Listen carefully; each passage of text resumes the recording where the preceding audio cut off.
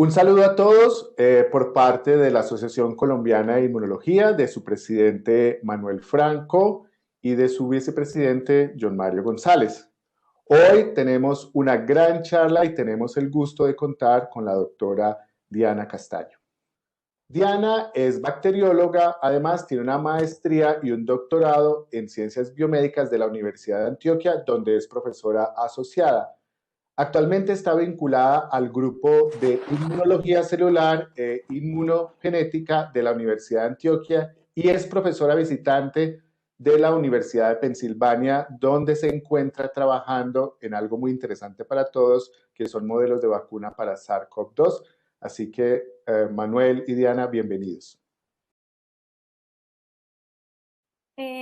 Hola a todos, agradezco mucho a la Asociación Colombiana de Inmunología por la invitación a presentar lo que hemos estado realizando. Como comentó John Mario previamente, este es un trabajo que se ha venido realizando en colaboración con diferentes investigadores de la Universidad de Pensilvania. Y yo soy profesora de la Facultad de Medicina, pero me encuentro en esta institución como profesora visitante. Tenemos entonces que voy a empezar con unos aspectos, digamos, un poco más básicos y vamos a ir yendo hacia otros un poco más complejos y ya entrando en materia referente al modelo de vacunas que hemos estado estudiando nosotros. En un problema de salud como el que tenemos actualmente, como es la enfermedad de COVID-19, necesitamos encontrar soluciones que nos permitan, digamos, poder enfrentar esta pandemia. Inicialmente, parte de esas soluciones son las que conocemos, o sea, a través de la salud pública, como las medidas de aislamiento físico o de cuarentena que nos ha tocado vivir, pero también frente, digamos, a este problema, la práctica clínica de diferentes profesionales del área de la salud nos ha permitido entonces poder, digamos, tratar de controlar los efectos de esta enfermedad. Sin embargo, cuando uno dice, bueno, ¿y qué hace las ciencias básicas? Muchos dirán, eso no tiene nada que ver, eso no aporta. De hecho, eso está, digamos, en otro sentido y hace otras cosas que no son pertinentes para este problema que vivimos. Pues realmente es mucho lo que de las ciencias básicas le podemos aportar, digamos, a solucionar este problema. Y en parte de eso, quiero que ustedes, por favor, abran un poco más su mente a lo que trabajamos en ciencias básicas, específicamente en el área de inmunología, porque a partir de ahí hemos aportado muchas herramientas, tanto a la práctica clínica como a la salud pública, para permitir combatir diferentes enfermedades y creemos que COVID-19 no es la excepción. Por lo tanto, una de las, digamos, de las herramientas que más hemos utilizado son las vacunas. Y yo creo que todos ustedes están familiarizados con el concepto de vacunas, pero en general podríamos decir que es una inmunoterapia activa que se utiliza para la prevención del desarrollo de diferentes enfermedades. ¿Quién es el padre de este tipo de herramienta? Edward Jenner, que hace más de 2 siglos propuso, digamos, el uso de este tipo de inmunización activa para evitar la infección por la viruela. Él lo hizo, digamos, de una forma más intuitiva. En ese momento no había mucho conocimiento de base que permitiera, digamos, entender cómo funcionan este tipo de terapias. Entonces, lo que él hizo fue observar que las mujeres que ordeñaban vacas y que les daban estas lesiones que ellos llamaban viruela bovina, no desarrollaban la viruela que le daba a los otros humanos. Entonces, considero que de pronto utilizando material derivado de esas pústulas o de esas lesiones, podría entonces generar un tipo de inmunidad, un tipo de protección en ese tiempo, porque la palabra inmunología es un poco más reciente. Entonces, lo hizo inmunizando o utilizando, inoculando parte de ese contenido en un niño de nombre James, y este niño desarrolló protección frente luego la viruela humana. Entonces, digamos que por eso a Jenner se le conoce como el padre de la vacunología. Sin embargo, muchos años han pasado y muchos otros desarrollos hemos hecho en el área biomédica que actualmente nos permiten contar con diferentes tipos de vacunas. Cada vez, digamos, tenemos más opciones para poder enfrentar estos patógenos y sobre todo porque, si bien ya se erradicó la viruela, todavía tenemos muchos patógenos frente a los cuales no contamos con un sistema de vacuna que sea protector y eficiente para, digamos, evitar que haya diseminación de algunas de estas enfermedades. Entonces, por ejemplo, yo les voy a hacer como un recuento general de algunas, no es que vamos a entrar en detalle ni hacer una clase de tipo de vacunas. Sin embargo, en los últimos siglos hemos tenido, digamos, un desarrollo de diferentes aspectos de la biología celular y molecular y del campo de la inmunología que nos ha permitido, digamos, contar con otras opciones de vacunas, ¿cierto? Parte de estas opciones de vacunas, como la que utilizó Jenner, está basada en el uso de microorganismos vivos. Y nosotros hemos estado expuestos a algunas de esas vacunas, como por ejemplo la vacuna del BCG. Sin embargo, hay otras vacunas que utilizan microorganismos muertos o microorganismos inactivados, otras que utilizan componentes derivados de estos patógenos, como son, por ejemplo, proteínas completas derivadas de estos patógenos o simplemente fragmentos de esas proteínas que se denominan péptidos, que en este caso son péptidos sintéticos, que también han ayudado, digamos, al desarrollo de algunas de estas terapias. Además, también existe otro grupo de vacunas, que son aquellas que están basadas en vectores, que pueden ser vectores virales o vectores bacterianos, que son microorganismos que no nos causan enfermedad, pero que pueden expresar componentes, o digamos que por ingeniería genética se les lleva a expresar componentes del patógeno frente al cual queremos generar una respuesta inmune. Y existen otras de las cuales no voy a entrar en detalle, pero digamos por motivos de esta charla, me interesa mencionar particularmente aquellas vacunas basadas en ácidos nucleicos. Recordemos que los ácidos nucleicos son entonces el ácido desoxirribonucleico y el ácido ribonucleico, o sea, el DNA o ARNA.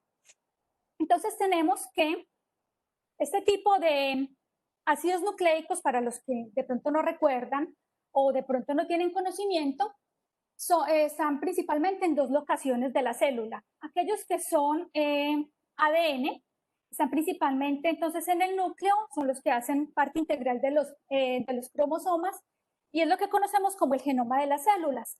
El otro ácido nucleico o ARN, digamos que es el que lleva parte del mensaje y está principalmente en el citoplasma de las células, aunque hay varios tipos. Uno de ellos es el que más nos interesa a nosotros, es el RNA mensajero. Y ese RNA mensajero debe pasar a un tercer y último estadio, que podríamos decirlo así, que es, digamos, allá formar las proteínas. Esas proteínas irían a llevar o a conformar la estructura de las células y la función de las células. Y por lo tanto, entonces, como ustedes ven acá, esos son los tres elementos principales uno de los principales dogmas de la biología molecular, donde se habla entonces que el DNA es transcripto a RNA y posteriormente traducido a proteína. Como les mencioné, muchas de las vacunas que tenemos hasta el momento están basadas en proteínas, pero de las que nos vamos a centrar en el día de hoy están más basadas en ácidos nucleicos.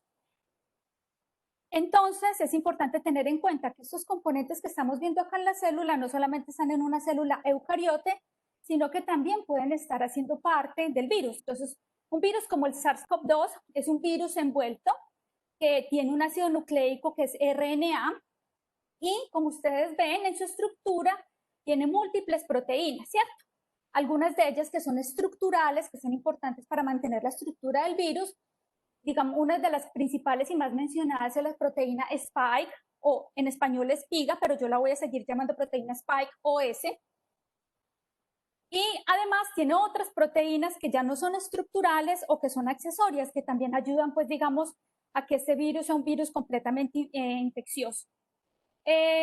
Por lo tanto, es importante que tengamos en mente que para poder llegar al desarrollo de estas vacunas, es importante conocer la estructura del virus, lo que contiene, no solamente a nivel proteico, sino también, digamos, en su genoma, para ayudarnos entonces a pensar en estas herramientas, cómo podemos diseñar estas vacunas. Sin embargo, a pesar de que ya teníamos una idea desde comienzos del año de cómo era la estructura de este virus, o al menos su genoma, ¿por qué no tenemos una vacuna? O sea, ¿por qué no contamos en este momento con una vacuna? Parte de los retos que hemos tenido para el desarrollo de esta vacuna es, uno, no teníamos una vacuna disponible contra otros coronavirus previamente.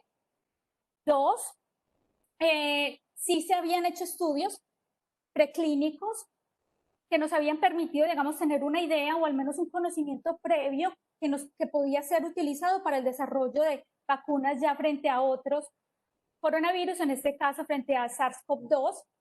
Entonces, dentro de esos tenemos, por ejemplo, que se había visto que la proteína S o glicoproteína S es uno de los principales candidatos que podría llevar al desarrollo de estas vacunas, porque se ha visto que muchos de los anticuerpos que se generan neutralizantes están dirigidos contra esta proteína, no solamente para SARS-CoV-2, sino para los otros coronavirus. Tenemos entonces que también una de las cosas que se observó es que en modelos animales, cuando eran inmunizados con estos candidatos a vacunas de SARS-CoV-1 y de MERS, se observaba que generaban un proceso de protección, es decir, desarrollaban anticuerpos protectores y evitaban, digamos, que se desarrollara una infección luego de un reto viral.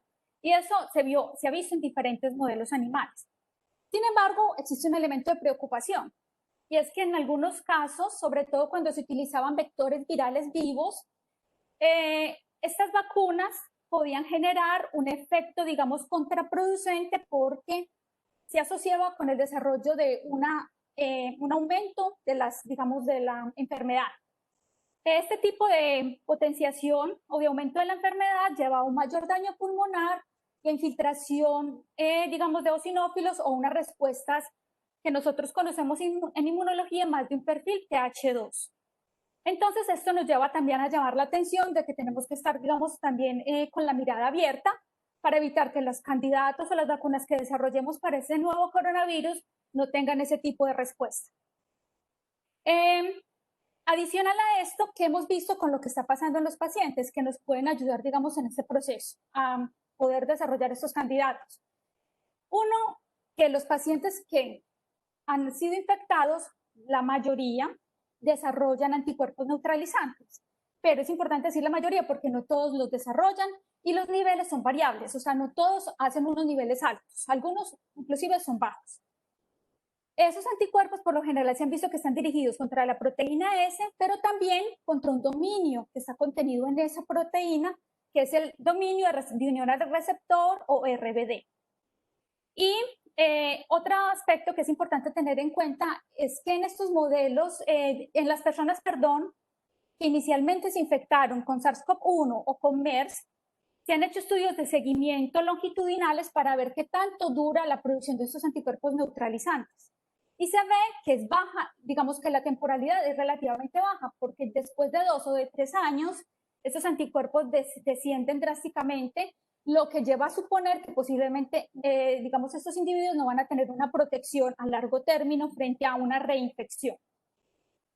Entonces, todo esto nos lleva a pensar que necesitamos poder contar con unos buenos candidatos de vacunas, que uno, nos permitan generar esa respuesta protectora, pero dos, que esta respuesta protectora sea, digamos, a largo término.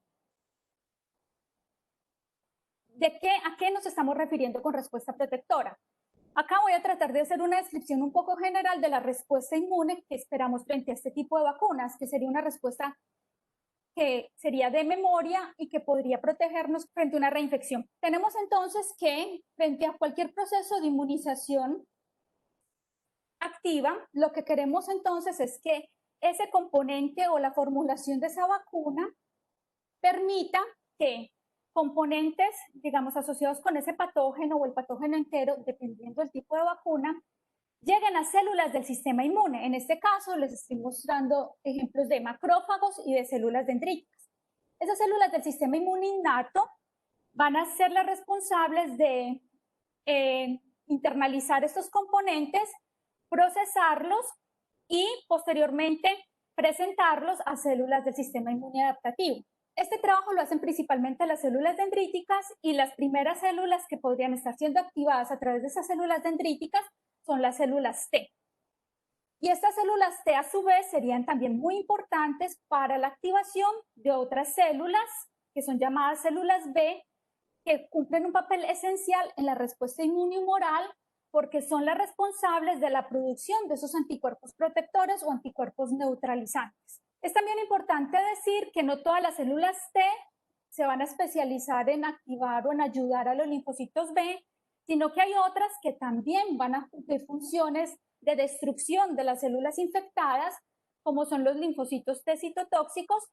Y finalmente, todo este sistema que les estoy mostrando acá a la derecha es el que me va a permitir tener una inmunidad protectora, principalmente reflejada por la presencia de esos anticuerpos, pero también la presencia de células de memoria, es decir, células que sean eficientes en responder frente a un segundo reto. Teniendo eso en mente, entonces podemos pasar un poquito más a hablar del campo de las vacunas. Entonces, si queremos generar ese tipo de respuesta, también tenemos que estar seguros que esa respuesta sea, digamos, que esa formulación o esa vacuna sea protectora, pero también sea segura.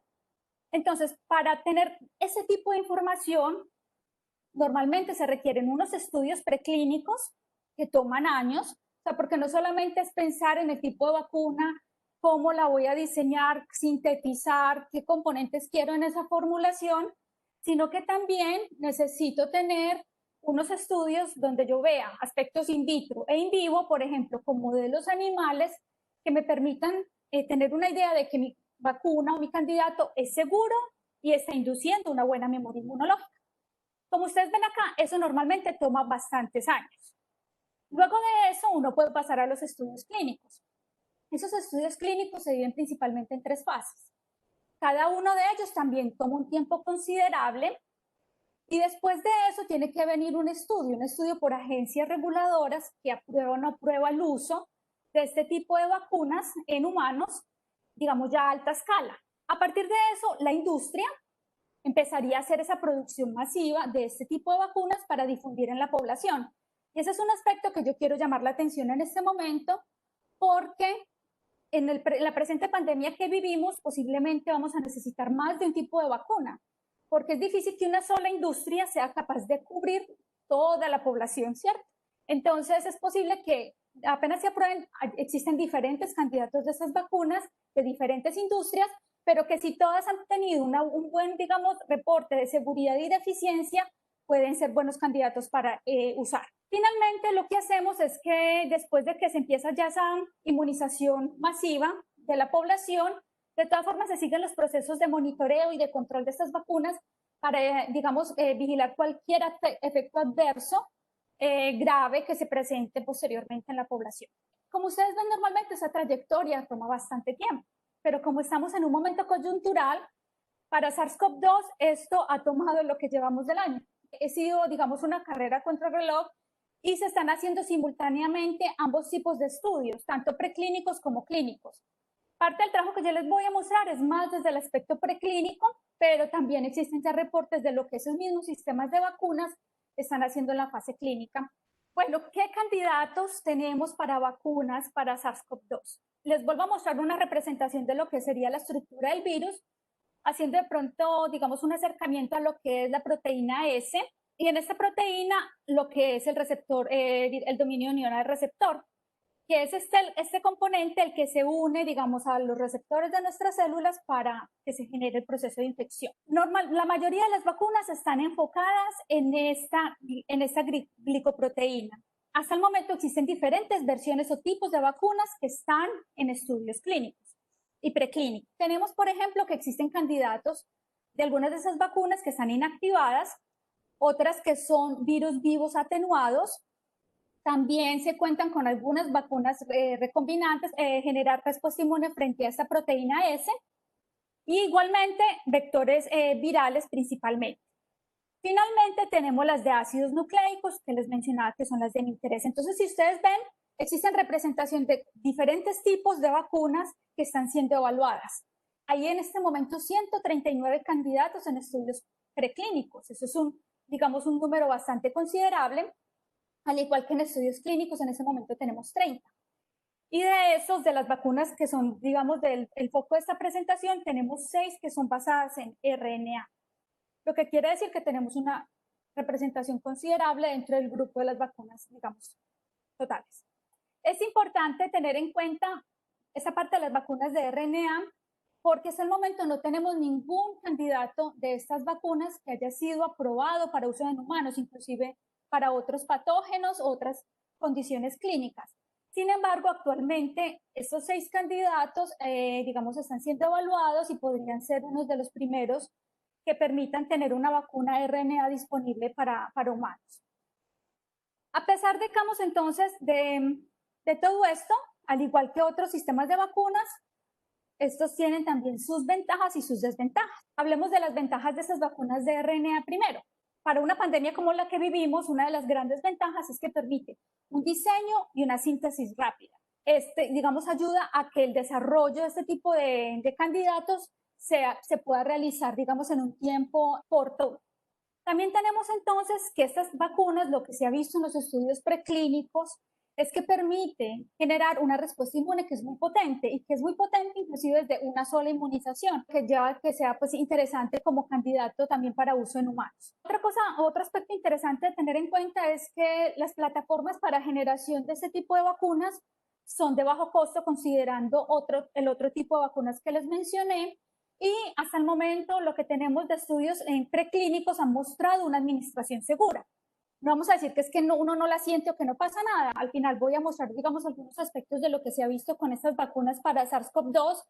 Sin embargo, hasta el momento, de forma teórica, son unas de las plataformas que podrían ser más seguras. ¿Por qué? Primero, no es un componente infeccioso y es un componente que tiene potencial de integrarse al DNA de la célula, lo que lleva entonces a que tenga un mayor patrón o mayor nivel de seguridad que otro tipo de vacunas. También entonces es importante tener en cuenta que dado que no está basado en vectores virales ni en proteínas, la persona tiene previamente anticuerpos frente a los componentes de digamos, al virus o al patógeno o al vector viral, eso no va a inactivar la vacuna. ¿Cierto? Entonces eso digamos que es una bondad bastante interesante de este tipo de plataformas. Y lo último es que con los desarrollos que se han hecho en los últimos años, esta vacuna cada vez presenta menos toxicidad de sus elementos y sus componentes, porque al inicio algunos de los que se utilizaron, digamos que sí tenían un nivel de toxicidad que era bastante preocupante. Finalmente, voy un poco con los retos. Los retos es porque son cosas que se han ido también mejorando. Una de las principales preocupaciones es que todos los que hemos trabajado en biología molecular sabemos que el RNA es una molécula muy inestable. Y es inestable principalmente porque puede ser degradado fácilmente por enzimas RNasas extracelulares. Parte de lo que se ha tratado de hacer mediante procesos de ingeniería genética es mejorar la estabilidad de estas moléculas y se han hecho, por ejemplo, cambios en los nucleósidos que permiten que estas moléculas tengan, digamos, una mayor estabilidad. Procesos de sistema de empaquetamiento que también ayudan a que estos componentes sean más estables en el tiempo. Otro de los aspectos que ha generado también controversia es el hecho de que el RNA es una molécula que de por sí puede llevar, digamos, a la activación de las células del sistema inmunitario, porque esas células tienen unos sensores que pueden detectar ese tipo de moléculas. Parte de lo que se ha hecho con ingeniería genética también, estos cambios en los nucleósidos que les comentaba, es ayudar, digamos, a cambiar algunos de esos nucleósidos sin cambiar, digamos, la traducción que está teniendo la secuencia, pero que sí tenga un menor reconocimiento por este tipo de sensores, lo que lleva entonces a que no presente una respuesta masiva y contraproducente al sistema inmunitario. Finalmente, el sistema de entrega, inicialmente se vio que las vacunas RNA solas no eran, digamos, un buen candidato porque no tenían una eficiente entrada a la célula y como ustedes vieron ahorita, el RNA funciona dentro de la célula, lo que llevó a que se desarrollaran mecanismos que permitieran hacer una entrega más eficiente de estas moléculas, que es en parte de lo que les voy a presentar enseguida. Esta plataforma, entonces, de vacunas de RNA, que ustedes ven acá, es uno de los tipos de vacunas de RNA. En este caso, es una estructura que es basada en un RNA mensajero y por lo tanto, lo que se hace es diseñar una secuencia que sea lo más homóloga parecida a la secuencia de RNA mensajero que encontramos en las células eucariotas. Tenemos entonces que va a tener unas modificaciones 5' y 3' que son parecidas a las que encontramos, como les decimos, en estas células. Y digamos, en el segmento intermedio va a tener realmente la secuencia que va a codificar para nuestra molécula de interés, en este caso, por ejemplo, para la proteína S. Pero esto solamente no es suficiente. Cuando se generan estos procesos de síntesis, se ha observado que parte de estas moléculas no vienen como moléculas únicas de una sola cadena, Hay algunas que se generan como dúplex, y ese tipo de moléculas de doble cadena tienen un potencial de activar el sistema inmuninato bastante potente. Por lo tanto, se han hecho procesos de purificación que eliminan ese exceso de dobles cadenas y que por lo tanto disminuyen parte de ese evento de respuesta al sistema inmunitario. Y finalmente, lo que les decía, las modificaciones de nucleócidos. Se han ensayado y se han evaluado diferentes modificaciones, siendo esta la 1-metilpseudouridina una de las principales, digamos, que se está utilizando actualmente y que ofrece una mejor alternativa. Uno, porque aumenta la traducción que está teniendo esa molécula de RNA a proteína, y dos, porque también ayuda a procesos de estabilidad. Entonces, finalmente, este tipo de moléculas van a ser encapsuladas o son encapsuladas en unas vesículas lipídicas que también, digamos, su composición ha sido evaluada desde diferentes perspectivas, pero se ha visto que aquellas en las que se genera ese tipo de encerramiento basado en lípidos catiónicos, también la presencia de colesterol que ayuda a la estabilidad de esa vesícula, ayuda considerablemente entonces a mantener unas estructuras de un tamaño, digamos, adecuado, y por lo tanto las vacunas para este trabajo se basan en este tipo de composición. Históricamente se han utilizado otras, tanto inclusive en estudios preclínicos como clínicos. Y por eso parte de la información que ustedes pueden encontrar de este tipo de candidatos a vacunas, es importante que la detallen y la observen de acuerdo a si es o no de RNA mensajero o puede ser otro tipo de RNA, si está o no está, digamos, contenido en este tipo de vesículas, y además si fue purificado o tiene los nucleócidos modificados. Entonces, todos esos aspectos son importantes para la formulación de este tipo de vacunas. Digamos que es la que ha mostrado mayor eficiencia hasta el momento para la generación de esas respuestas protectoras. Entonces, este es el trabajo en el que participé. Fue publicado entonces en la revista Immunity. Quiero resaltar que este es un trabajo colaborativo de muchos investigadores en Estados Unidos. Y este fue algo bastante bonito que surgió digamos con esta época que estamos viviendo, y es que finalmente se dio la posibilidad de hacer unas colaboraciones en tiempo récord y donde todos estábamos dispuestos a aportar y ayudar. Parte de lo que estoy mostrando acá no es el que yo hice el trabajo completo, no, yo puse mi granito de arena, pero digamos que todos tratamos de encontrar soluciones y de aportar el conocimiento y avanzar en lo que estamos haciendo. Entonces, este trabajo fue liderado y articulado principalmente por el investigador Norbert Pardy, que es profesor investigador de la Universidad de Pensilvania y que es experto en el diseño de estas vacunas y ha publicado previamente parte de este trabajo para influenza y para Zika. Específicamente la parte que yo ayudo a realizar, la estuve realizando en el grupo de Michela Locci, que también es una investigadora y profesora de la Universidad de Pensilvania, y lo hicimos junto también con la investigadora Kathleen Lederer. El objetivo principal de este trabajo entonces fue poder evaluar la inmunogenicidad de este tipo de candidatos a vacunas que estaban codificando tanto la proteína S como el dominio de unión al receptor de SARS-CoV-2. Y recordemos que este tipo de vacunas están encapsuladas en estas nanopartículas lipídicas. Es importante comentar que si bien este estudio que les voy a presentar es un estudio preclínico, similares candidatos se están evaluando en estudios clínicos por dos empresas, como el que ustedes ven acá de Moderna y otro consorcio formado entre dos otras compañías, una de ellas que ha sido líder durante muchos años en el proceso de vacunación, como es Pfizer. ¿Qué usamos nosotros? Entonces nosotros utilizamos principalmente tres tipos de vacunas de RNA.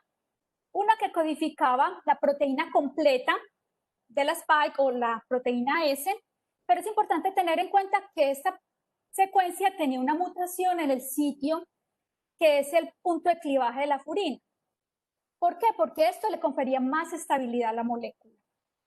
Segundo, tuvimos entonces esta otra secuencia un poco más pequeña, pero que estaba centrada en el dominio de unión al receptor. Y finalmente, una no relevante, como un control de las respuestas antígeno específicas frente a este tipo de vacunas. El diseño fue un diseño muy sencillo, nada complicado. Utilizamos principalmente ratones Balcé.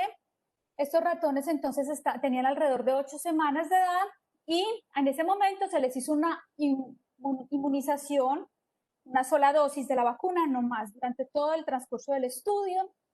Ratones independientes de las diferentes candidatos que les mencioné, y se hizo la evaluación de las respuestas que generó esos candidatos en los ratoncitos. Se hizo a las 10 y 28 días después de la inmunización, como una respuesta temprana, y posteriormente se hizo más una caracterización de las respuestas de memoria a las 9 semanas o 60 días después de la aplicación. Dentro de las respuestas, digamos que las voy a dividir en 3 componentes. Una respuesta celular, de las células T principalmente, después vamos a hablar de los anticuerpos que se generaron y finalmente de las células B.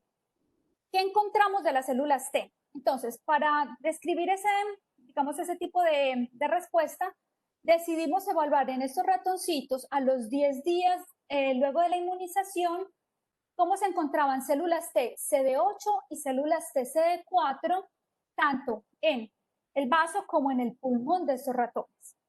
Esto lo hicimos mediante no solamente la obtención de estas células a partir de estos órganos, sino que también mediante un cultivo ex vivo con péptidos derivados de la proteína S, para tener claridad de si estas respuestas eran específicas frente al virus o no. Entonces, lo que observamos es que luego de la inmunización se alcanzan a detectar células CD8 y células CD4 que son positivas, digamos, para diferentes citoquinas, es decir, estas células lograron responder frente a componentes del virus y están produciendo citoquinas que son importantes para una respuesta protectora frente a virus, como son en este caso interferón gamma, IL-2 y TNF-alfa. Algunas de las células lograron ser productoras de una sola de las citoquinas, otras lograron ser productoras de 2 citoquinas y otras fueron multifuncionales, como ustedes pueden observar acá. Otro aspecto importante a tener en cuenta es que se observó una mayor respuesta frente a la vacuna que contenía la secuencia completa de la proteína S, comparada con la que solamente tenía el dominio, el RBD, posiblemente porque frente a esta otra proteína que es más larga y más compleja existen más, digamos, sitios o determinantes antigénicos. También de los CD8 se logró determinar la positividad de células que expresaran moléculas funcionales para células asociadas con citotoxicidad, como son entonces en este caso graenzima B y el CD107 o LAMP1, que es el otro nombre que se le da a esa molécula. Observamos que efectivamente ambas vacunas lograron, digamos, inducir este tipo de células, y de forma llamativa, en algunos de los casos observamos que esa respuesta fue detectada principalmente en pulmones. Eso nos llevó entonces a generar otra pregunta. ¿Estas células realmente son células que pueden estar infiltrando el pulmón o son células simplemente que están circulando y que pronto podrían ser detectadas en este órgano porque están en la microcirculación de estos órganos? Entonces, para responder a esta pregunta, hicimos otro tipo de abordaje experimental en donde se hizo un marcaje antes de hacer el sacrificio de los ratones, en donde se suministró un anticuerpo específico para el marcador panleucocitario CD45. Y a los pocos minutos después se hizo el sacrificio de los ratones. De esta forma, entonces, aquellas células que fueran positivas para este marcador o para ese anticuerpo eran células que estaban presentes en los vasos, es decir, eran intravasculares. Pero aquellas que fueran negativas eran células que estaban potencialmente en el tejido, o sea, que eran infiltrantes, en este caso del pulmón. Lo que observamos entonces acá en estos resultados es que tanto para CD8 como para CD4, en este caso evaluando moléculas de activación, es decir, estas células se lograron activar en respuesta a las vacunas, también es evaluado a los 10 días después del reto, y en este otro caso, moléculas asociadas con una experiencia antigénica previa. Lo que observamos es que sí, efectivamente, ambas vacunas logran inducir este tipo de células y de forma interesante muchas de ellas logran, digamos, estar contenidas en el parénquima de estos tejidos más que en los vasos. Entonces, esto quiere decir que este tipo de vacunas ofrece un potencial interesante para células, una vez activadas, logren, digamos, estar en este órgano que es uno de los más importantes, digamos, cuando hablamos de una infección por COVID-19. Otro aspecto muy importante para ver el potencial, digamos, protector de estas vacunas es que tanto pueden generar anticuerpos específicos de antígeno y que tengan capacidades neutralizantes. Entonces, para poder evaluar eso, lo que tomamos en este caso de los ratoncitos fue muestras de sangre total, de esas aislamos el suero y evaluamos en ellas a las 4 semanas o a los 60 días luego de la inmunización la presencia de anticuerpos específicos que evaluamos mediante la técnica LISA o la presencia de anticuerpos con capacidad neutralizante que evaluamos por dos técnicas. Una mediante pseudovirus, que es la que ustedes observan en la B, y otra mediante la evaluación de virus vivos, un aislado clínico de SARS-CoV-2, que es lo que observamos en C. Tenemos entonces, referente a los anticuerpos totales, se observa que luego de los procesos de inmunización con estas vacunas hay un aumento significativo y potente de los niveles totales de anticuerpos específicos para la proteína S en este caso. Y eso se da con ambos tipos de vacunas. En este caso, como ven, hacer no solamente para la de secuencia total o completa, sino también para la del dominio RBD. Con respecto a la capacidad neutralizante, se observa también claramente que esos anticuerpos que producen estos ratoncitos logran ser también, tienen la capacidad de bloquear el virus y por lo tanto evitar la infección de las células blanco que se usan en estos sistemas. Esto es bastante importante porque esos anticuerpos neutralizantes se producen desde tiempo temprano, es decir, desde las 4 semanas hay un claro aumento y este aumento persiste, inclusive parece ser un poco más alto luego de 9 semanas, que serían ya más las etapas del proceso de memoria que se estaría dando en estos ratones. Y esto es con solo una inmunización, aquí no hay reinmunizaciones, por lo tanto, digamos, esto hace que estas vacunas tengan, digamos, un potencial importante y prometedor en este campo. Pero ¿quién produce estos anticuerpos? Estos anticuerpos principalmente están asociados con respuestas de las células B. Por lo tanto, digamos que seguimos este estudio, esta caracterización, tratando de ver qué tanto este tipo de vacunas era capaz de inducir. Uno es células productoras de anticuerpo, que son las células plasmáticas, pero también células de memoria, porque son las que nos van a permitir tener la capacidad de responder rápidamente frente a un reto por el SARS-CoV-2 futuro. Por eso, en ambos casos es importante. Lo otro que es importante es que acá ya empezamos a evaluar diferentes isotipos, es decir, diferentes versiones de esas células B, de acuerdo al BCR que expresaban o de acuerdo al tipo de anticuerpos o isotipos de anticuerpos que estaban siendo secretados. En la primera parte de acá les muestro la parte de células de memoria. Una de las cosas bonitas que se hizo fue lograr caracterizar aquellas que fueran específicas de antígeno. Para eso entonces se utilizan sondas, en este caso son proteínas recombinantes, tanto para la secuencia completa como para el dominio de unión al receptor, las cuales se marcaron con dos tipos de fluorocromo diferente. Y finalmente, en los análisis evaluábamos eran aquellas que eran doblemente positivas, viendo que por el lado de, digamos, los ratones que no fueron inmunizados o los que fueron inmunizados con un constructo no relevante, no encontramos la presencia de estas células, pero luego de los procesos de inmunización se hacía una detección considerable de células específicas para estos antígenos.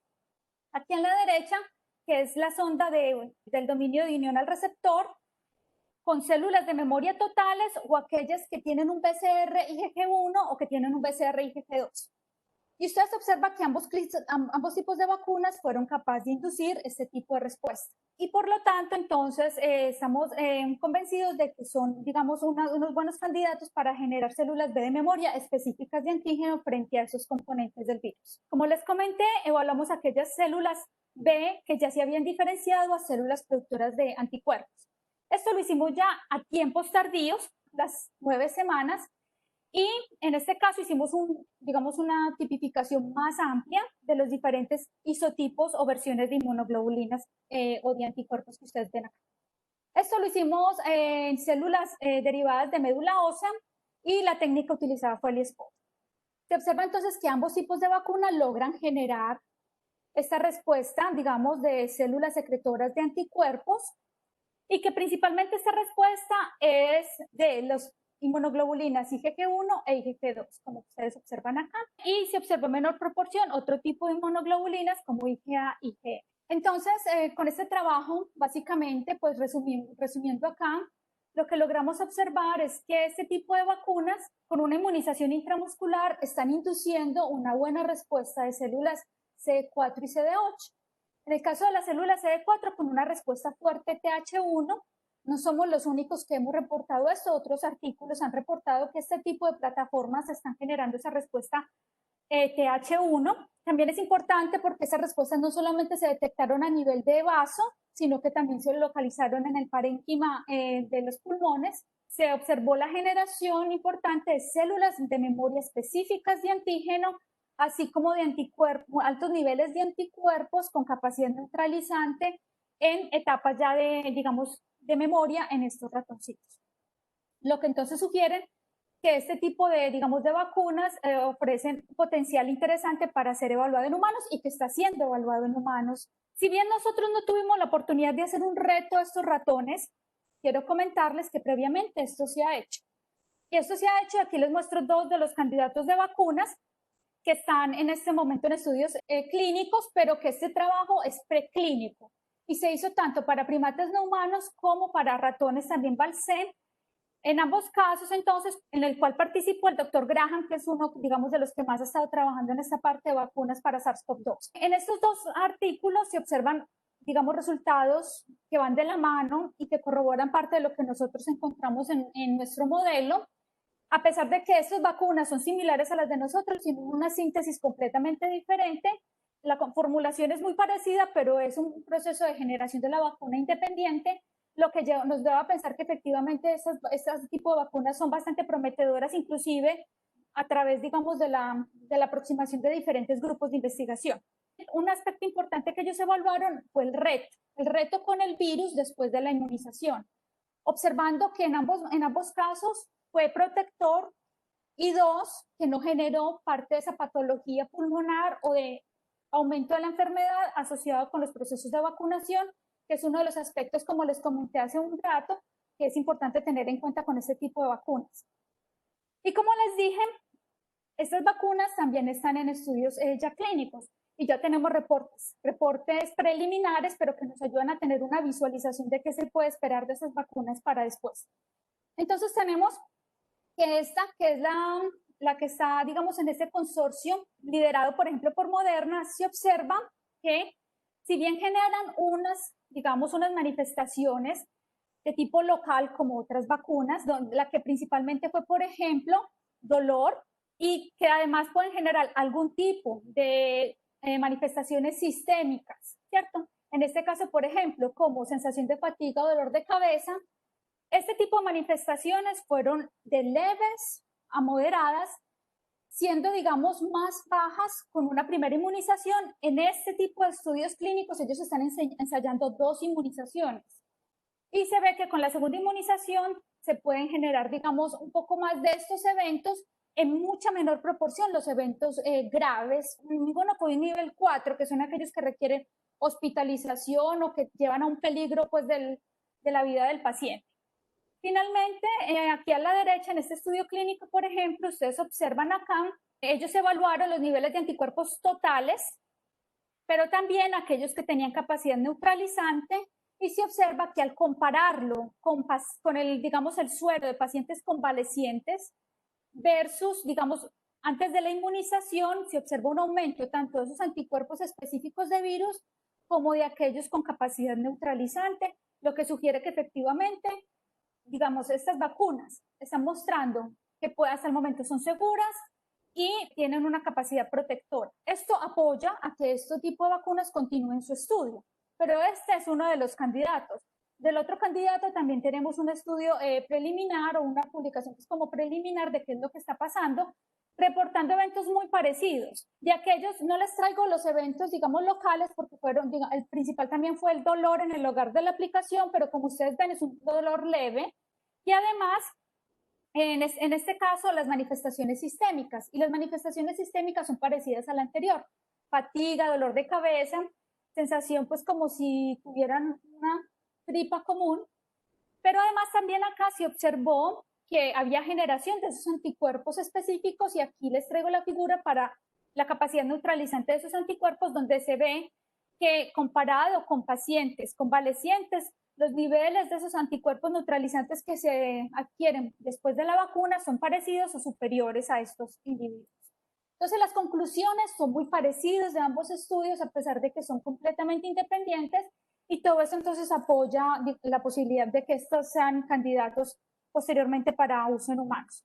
Termino diciendo que, como les había comentado, este es un grupo colaborativo. El principal trabajo que realicé yo acá fue todo el tiempo en el laboratorio de la doctora Michela Locci en la Universidad de Pensilvania. Aquí está ella, y este es el grupo pues, de ella en la Universidad de Pensilvania. Muchas gracias. Muchísimas gracias, doctora Diana Castaño. Muy interesante la presentación. Entonces, ahora vamos a proceder a hacer algunas preguntas. Diana, qué trabajo tan hermoso, ilustra perfectamente por qué es que los modelos animales son tan importantes para el desarrollo de las vacunas. Y hay una pregunta que me llama mucho la atención. Ustedes compararon directamente una vacuna de RNA de RBD a la de la proteína completa. Y esas son las dos vacunas que hay en el mercado, pues que están adelantes. Entonces, tratando de mirar los resultados, no me quedó claro si uno podría concluir que hay alguna de las dos que sea mejor que la otra. Algunas tenían unas cosas mejores en unos, pero la otra tenía mejores respuestas en otros aspectos. ¿Qué opinas tú? Nosotros, en la mayoría de las respuestas, vimos digamos, una mayor frecuencia de células específicas de antígeno, específicas para la secuencia completa o para RBD, dependiendo del inmunógeno que utilizáramos. ¿Sí? Entonces, si utilizábamos Spike completo, íbamos a revelar con solo el dominio de unión al receptor. Veíamos menos frecuencia de esas células a cuando utilizábamos la sonda para la secuencia completa, que tiene completa lógica, pues porque es de acuerdo a lo que uno ve. Yo no le puedo decir cuál es mejor que la otra. Para las dos detectamos células de memoria, buenos niveles de anticuerpos neutralizantes, y por lo tanto, para mí los dos son unos candidatos interesantes. ¿Cuál es mi preocupación? Mi preocupación con la proteína completa es que de pronto se generen más anticuerpos que ayudan a opsonizar, pero no efectivamente sean neutralizantes.